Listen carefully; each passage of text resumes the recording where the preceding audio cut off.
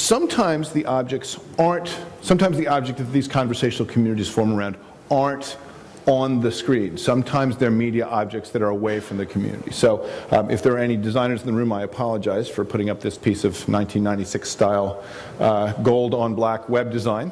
This is Bronze Beta. This is the Buffy the Vampire Slayer fan site. And Bronze Beta would be pretty unremarkable but for two things. This site was put up to discuss, obviously, Buffy and all its manifestations. And as Warner Brothers was selling the Buffy property to UPN, UPN said, we're in the TV business, right? We're not in the community business, so we're going to shut that server down. And then they went here to all the people using the server, and they said, you don't have to go home, but you can't stay here. It's closing time.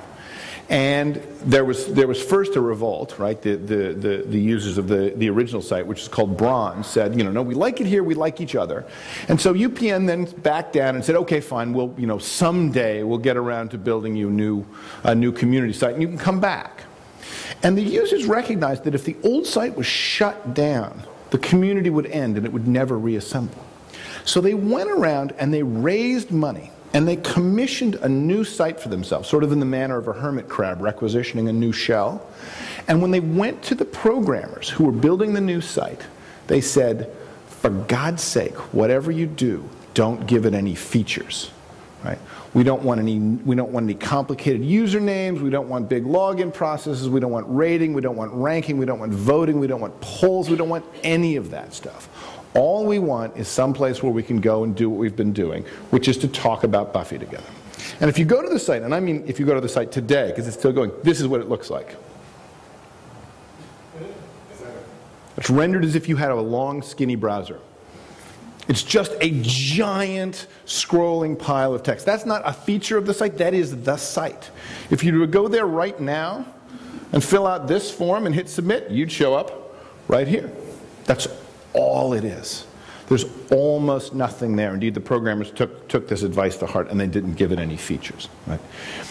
And this is the only example, this turn to social software is the only example I know of in the history of software where the late generation software has fewer features than the early generation software. If you'd gone back in time to 1998 and you'd looked at content management systems like Vignette and Interwoven, and then you'd scooted up to San Francisco and you'd looked at this thing coming out of Pyra Labs called Blogger, and you'd told anybody 10 years from now, that little CGI script thing, more content is going to be hosted on that than all the content management systems in the world, no one would have believed you. But that's exactly what happened.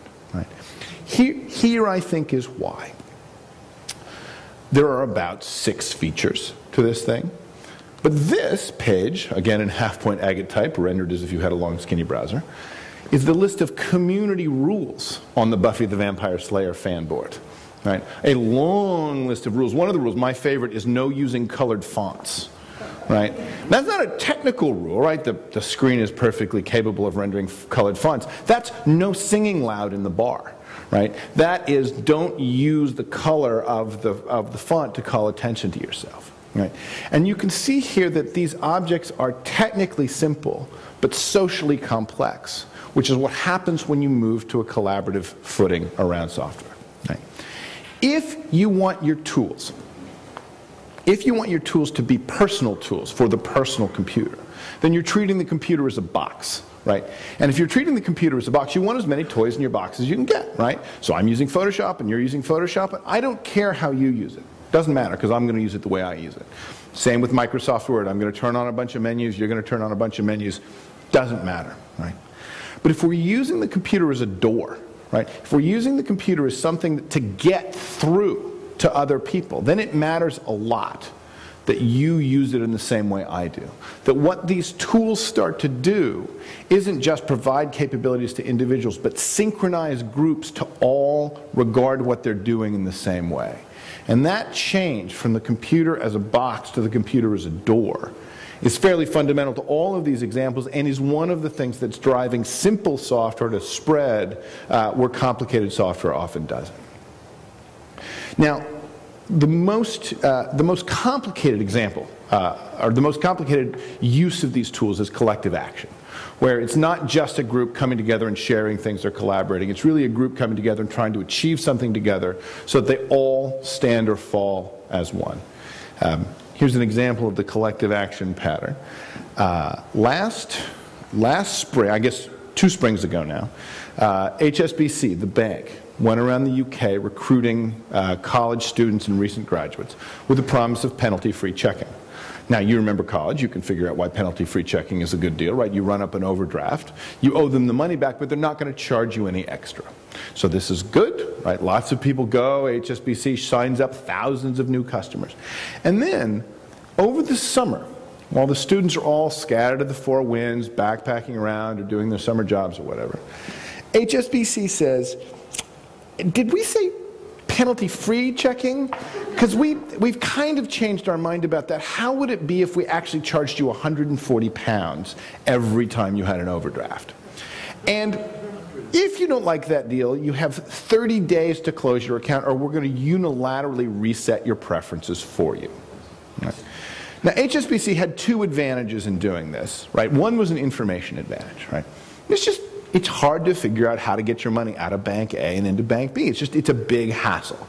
And the fact that it's a hassle means that anybody who's lazy, college students, are going to be dissuaded from doing so. You get a couple of cranky people who take their money out of HSBC and put it in some other bank, but it's not going to be a big deal.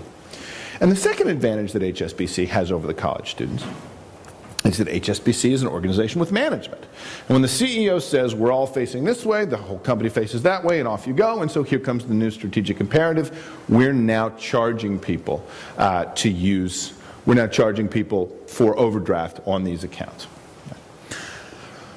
What HSBC hadn't counted on was Facebook. Right. So a guy named Wes Streeting puts up a page saying, "Stop the Great HSBC Graduate Ripoff," and in the manner of Facebook, once he creates the page, all of his friends on Facebook see this new group, Stop the Great HSBC Graduate Ripoff, and they go and check it out, and many of them join, and their friends see it, and many of them join, and you can see where that feedback loop goes. Right. And so thousands of people join the Stop the Great HSBC Graduate Ripoff group. One of the first things that happens in that group is that the students start documenting for each other how to get their money out. Right? Someone says, Barclays will offer college students penalty-free checking. Here are the steps to get your money out of HSBC and into Barclays. Just like the high dynamic range photography example, once a problem is solved once by anybody, it's potentially solved for everybody, everywhere, for all time. As long as the documentation is good, people can find it. Right? So bye-bye information advantage for HSBC. Then they say, we're all going to be back in school in the fall. Why don't we go down to the City of London? Why don't we go down to London's financial district and we'll march around in front of HSBC and have a real-world protest? So they start making plans for this real-world protest, which never happens.